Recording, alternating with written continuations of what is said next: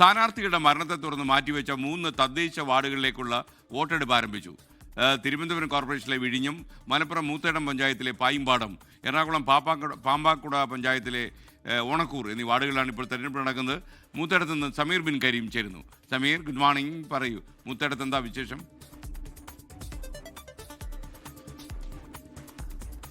Very good morning S K N. Malappuram ജില്ലയിലെ Moothedam panchayat 7ാം ward പായിമ്പാടത്താണ് തെരഞ്ഞെടുപ്പ് നടക്കുന്നത്. ക്രസന്റ് UP സ്കൂളിലെ ഒരു പോളിംഗ് സ്റ്റേഷനാണിത്. രാവിലെ തന്നെ സാമാന്യം ഭേദപ്പെട്ട ഒരു പോളിംഗ് നമുക്കിവിടെ കാണാൻ കഴിയുന്നുണ്ട്. ഇവിടുത്തെ UDF സ്ഥാനാർത്ഥിയായിരുന്ന വട്ടത്ത് ഹസീന തെരഞ്ഞെടുപ്പിന് മുൻപ് മരിച്ചതിനെ തുടർന്നാണ് തെരഞ്ഞെടുപ്പ് മാറ്റിവെക്കുകയും ഇന്ന് തെരഞ്ഞെടുപ്പ് നടക്കുന്ന ഒരു ഘട്ടത്തിലേക്കും കാര്യങ്ങൾ എത്തിയിരിക്കുന്നത്.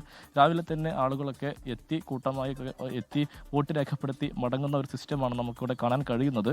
ഇവിടെ പ്രധാനമായും UDF സ്ഥാനാർത്ഥി സുബൈദയാണ് UDFന്റെ സ്ഥാനാർത്ഥി. LDFന് വേണ്ടി സബിന ടീച്ചർ മത്സരിക്കുന്നു. BJP സ്ഥാനാർത്ഥി അനിതയും മത്സരരംഗത്തുണ്ട്. വലിയ തെരഞ്ഞെടുപ്പ് പ്രചാരണമാണ് ഇവിടെ നടന്നിട്ടുള്ളത്. പ്രത്യേകിച്ച് കൂടുതൽ സമയം എല്ലാ പാർട്ടികൾക്കും ലഭിച്ചിരുന്നു. അതിൻ്റെ ഒരു ഗുണം നമുക്ക് തെരഞ്ഞെടുപ്പിൻ്റെ ആദ്യ മണിക്കൂറുകളിൽ ഈ പോളിംഗ് സ്റ്റേഷനിൽ നമുക്ക് കാണാനും കഴിയുന്നുണ്ട് എന്നുള്ളതാണ്. പൊതുവേ ഒരു UDFനെ അനുകൂലിക്കുന്ന അല്ലെങ്കിൽ UDFന് വലിയ ഒരു സ്വീകാര്യത ലഭിക്കുന്ന ഒരു പഞ്ചായത്താണ് മൂത്തേടം പഞ്ചായത്ത്. ആകെ 18 വാർഡാണ് ഇവിടെ ഉള്ളത്. അതിൽ മത്സരം കഴിഞ്ഞ 17 വാർഡിൽ 16 UDF വിജയിച്ച് 1 LDF ആണ് വിജയിച്ചിരിക്കുന്നത്.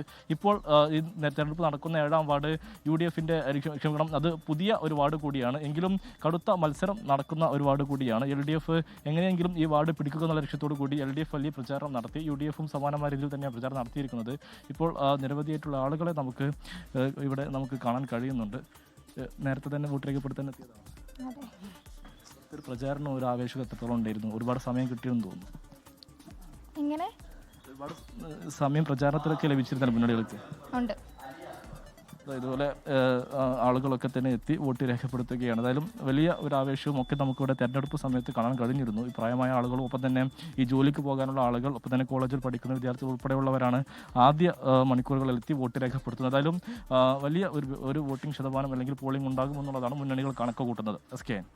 ലോകത്തെവിടെയായാലും ഏത് സമയത്തും 24 വാർത്തകളും ഓഗ്മെന്റഡ് റിയാലിറ്റി പാക്കേജുകളും എക്സ്പ്ലെയിനറുകളും വിശദമായി കാണാൻ ഞങ്ങളുടെ YouTube ചാനൽ നിങ്ങൾക്ക് സബ്സ്ക്രൈബ് ചെയ്യാം.